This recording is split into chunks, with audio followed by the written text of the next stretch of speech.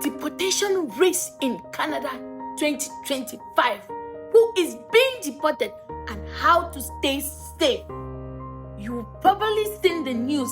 People are being deported from Canada.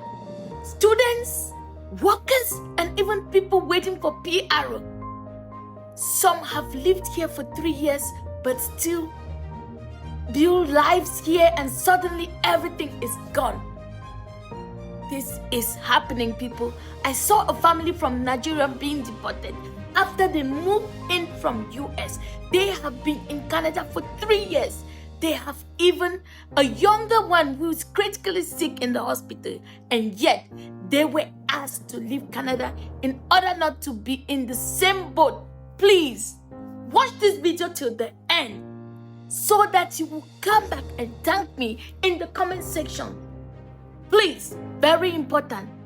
In this video, I'm breaking down exactly what's happening with deportation in Canada in 2025 is happening, who's at risk, and what you can do to protect your status before it's too late. What did I say? Before it's too late.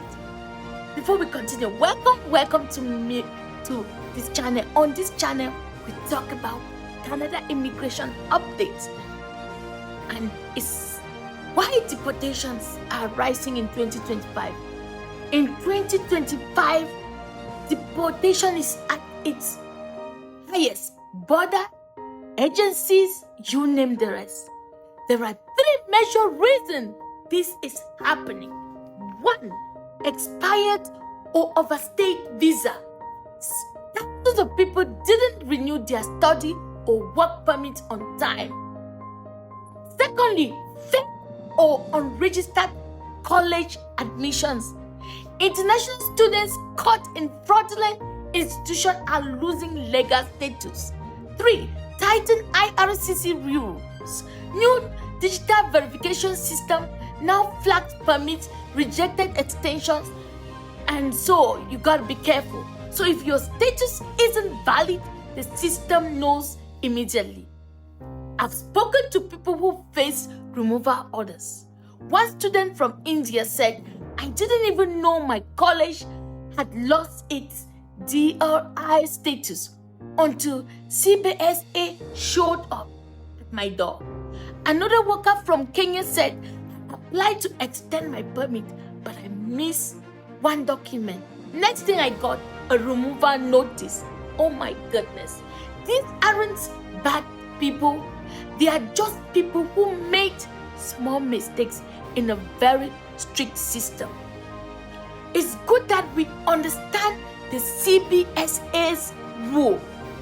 The CBSA enforces immigration laws. That means if IRCC refuses or cancels your application, if your visa expires and you don't apply for an extension, or if you violate your permit condition, CBSA can issue a removal order.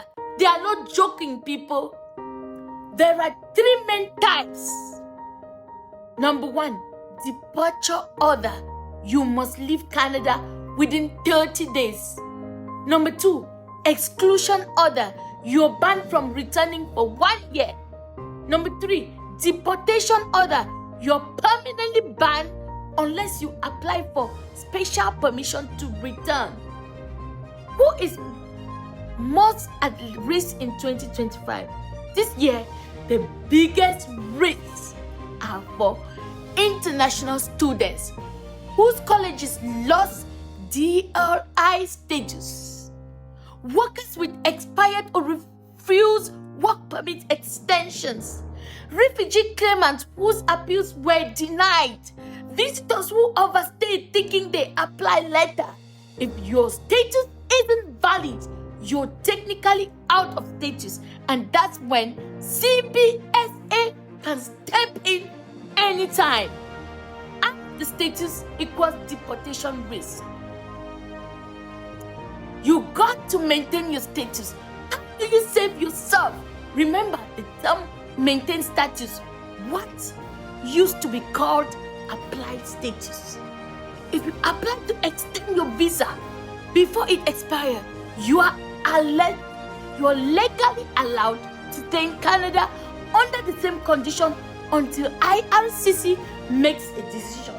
That means if you apply to renew your study permit before expiry, you can keep studying. If you renew your work permit, you can keep working.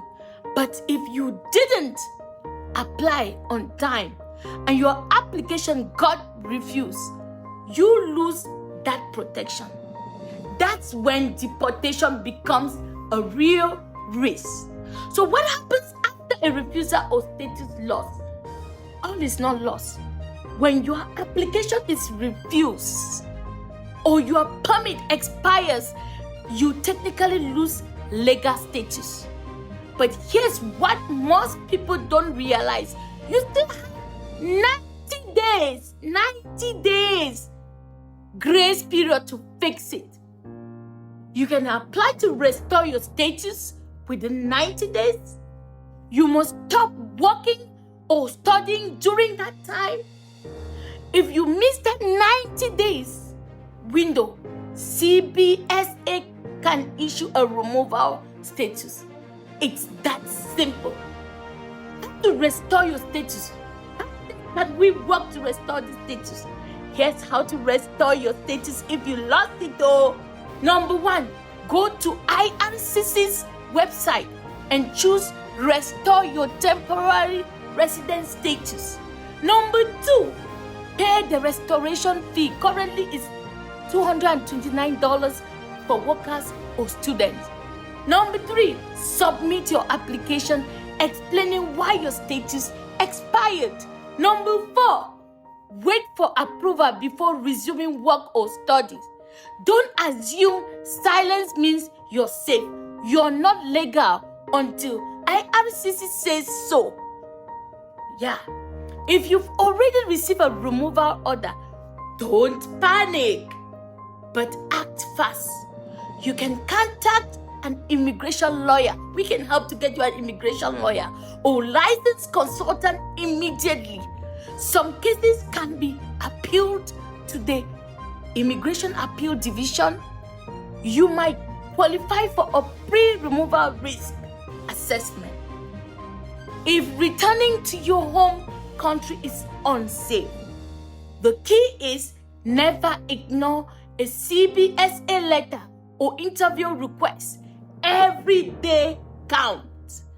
How to avoid this deportation? The proactive steps you can do. Here's how to protect yourself. Always renew your status at least 30 days before expiry. Don't study or work without authorization. Keep proof of your maintained status. Make sure your college or employer is recognized by IRCC. Check your email and IRCC account often. Missed messages can cost you everything. So, what is our takeaway from this video today? Deportation is terrifying, but it's not hopeless. Most cases happen because people didn't know their options or waited too long to act. Canada still gives second chances. What a great country. If you take them, stay informed, stay proactive, and protect your status. Share your story in the comments. You are not alone in this. And subscribe for more immigration updates, people. See you in my next video.